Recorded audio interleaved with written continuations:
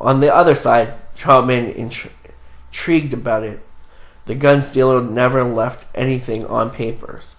There were no safe boxes with compromising papers to be opened by someone else if something had happened to him. There was no such thing. Nothing at all.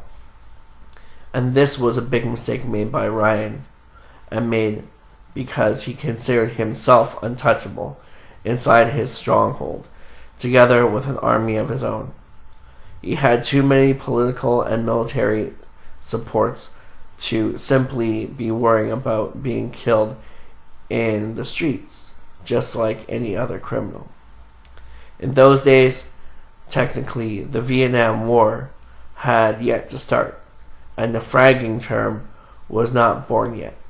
And the idea of an American military killing a CIA agent sounded like science fiction to Ryan, but his superficially cost him his life because that night science fiction became reality. Parentheses. That night, Garner and Troutman both wore black pajamas. They spent 2 hours studying this century's movements in front of the old country house, waiting for their past to let them in unnoticed. Only in the end, when all the seniors were in the correct places at the same time, Garner and Troutman nodded at each other, started walking fast and silently forward the villa's entrance, and finally got unnoticed by a hair's breadth. They reached the wall of the building. They hid in the shadows, and they made it. The house was big, dark, and silent. Troutman turned on the bedside lamp of the bedside table. Troutman turned on the bedside lamp of the bedside table. The light was right in front of Ryan's eyes, and he woke up, shaking under the sheets. He saw the big silenced barrel of Troutman's .22 caliber pistol first thing, and pointed right at his face. Only then he recognized Troutman. During that very short while, very pure of horror, Ryan understood, and he did, in the worst of the possible ways, how much he had understanding the Colonel. He never really thought that he could go so far. After a first while of incredibility, the panic made him so stiff that he went all the way back against the wall over his bed. He took the pillow and pushed it against his chest in a desperate attempt to protect himself, just like a baby would have done. "Don't kill me," he said. By doing that, he touched a very delicate subject inside the Colonel's mind. Killing a man looking right into his eyes is not easy. Not even a piece of shit like Ryan. That paid himself wealth, power, and horrors, selling weapons to the enemies of his own motherland. Even the expensive bathrobe he wore, black and gold broidered, made Troutman feel sick.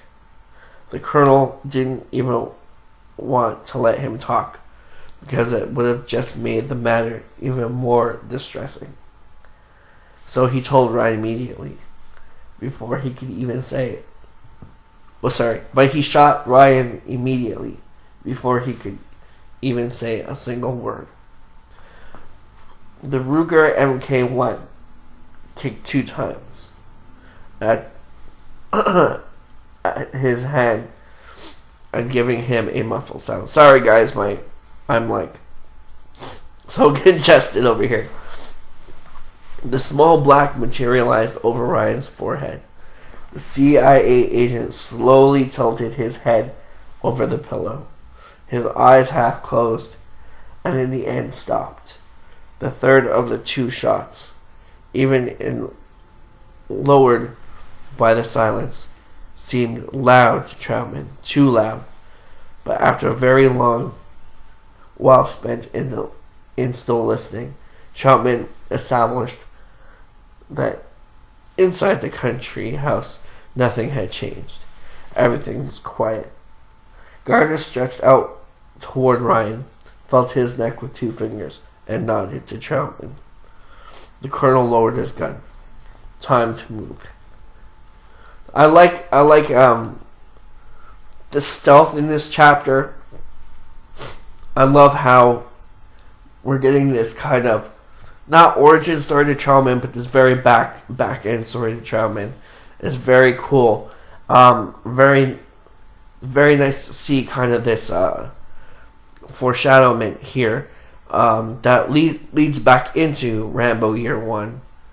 That it's very cool and nostalgic at the same time. Brings you back to the other book and maybe some of Troutman's more hardened features, why he was like that. You know, later on in the film series, we become him see a little more sympathetic after having experienced so many things in the line of duty. I really like how we get much more of a Troutman backstory here. Gardner went to exit the door and looked at the outside garden. 2 sentries walked backwards and forwards the yard with an irregular cadence. In order to get out of there without being seen, Gardner and the colonel had to wait that both the sentries were at the right place at the right time. Troutman spent the first part of his wait looking at the inclined corpse.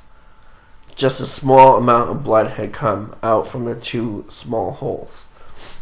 When the colonel checked his wristwatch for the first time, he felt like an hour had just gone, and yet only 10 minutes had passed by.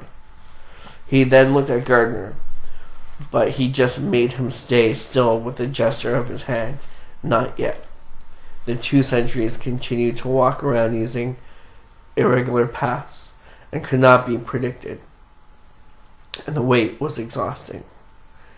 It was just like the night had no intention to ever end. When Gardner finally made his gesture, the 2 men got out front of the house in a hurry. They crossed the yard, walking low, swift, and most of all silent through the darkness, as if they were 2 shadows. A few minutes later, they were on board of their jeep already and along Saigon streets. Rambo Year 1, Baker Team. 5 years later. Fort Bragg. After the selection process, the day was luminous over the base, and sky blue. The storm was over at last. Leaves and broken branches were scattered everywhere. That night, the guys received their first off-duty hours since what seemed like an eternity. To them, Gates passed by rooms to announce the news, and a few minutes later, just the time to change their clothes, who could walk on his legs started to get ready to go out of the base.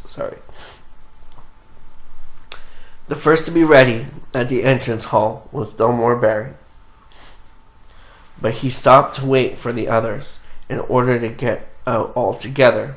The black-colored guy was smiling already. He most looked excited. Despite the fatigue and the pains, having been chosen for the Baker team galvanized him. He couldn't stand the wait to get out of the base. After a while, Rambo joined him. The 2 knew already that they had become assigned to the same team. Gardner had read the names that morning in front of a dormitory that looked more like a hospital than like a barracks. Delmore shook Rambo's hand and immediately understood. He was a couple of years older than Rambo. Then the 2 were joined by Jurgensen and Messner. Ortega and Coletto were still at the hospital, while Krakauer and Danforth didn't feel like going outside, which meant that the remaining 4 were ready to go. So, after exchanging the usual courtesies, The four men went out together.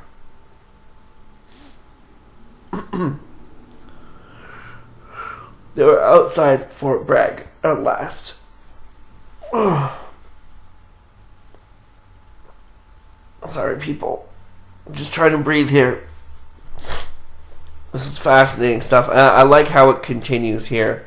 Right after where we left off. It's like kind of like a prologue and then a direct sequel to the very, very tense and very controversial ending of the first book. Very, very, very amazing ending. Once outside that kind of concentration camp, the guys found that even the air seemed to have a different smell. It seemed them to have lived not just one, but 2 whole lives in there. Barry was the more smiley of all. While everyone used to walk with a limp or slowly, he was the only one that looked like he wasn't suffering any pain at all, even if the marks on his face told a different story. The 4 guys went on board of the bus that was going to town. As it started moving, Barry gave Rambo a pat on the shoulder, as if just getting on board of that bus had been another very difficult task to achieve. Then he laughed again, extracting a smile from him. Rambo was shorter and thinner than Delmore at the time. His face looked younger and cleaner than the others. In his 20s, roughly 2-3 years younger than the others. He looked like he was a teenager still. Rambo and Delmore's expansiveness immediately. On the contrary, Mesner, after introducing himself, stayed on his own, and now looked outside the window of a fixed expression, as if he was watching a television screen. The only one who looked as if they were really sorry was Jurgensen. He stood up, one hand on the bus standing bars, and looked at the landscape beyond the glasses, as if to be continued. To be continued. Well, I want to thank Wallace for giving me the opportunity to read this and, share this all with you on the show. I want to thank Wallace for chiming in before, giving us his 2 cents on our special tonight.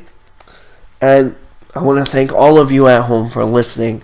Rambomania would not be, would be nowhere close to what it is without you guys. You guys at home, you guys make all the difference. I'm your host, Matt, aka Coon. We'll be back. We got some great shows coming up for you guys. And apart from that, I guess I'll leave you to it. And once again, thank you for Wallace for sharing with us this excerpt, these 28 pages so early on, before the book's release and before the translation was completed. So with that, have a great day, guys. And this was a really, really cool Christmas present. And with that, thank you, Wallace, once again. And we'll see you next time here on Rambomania.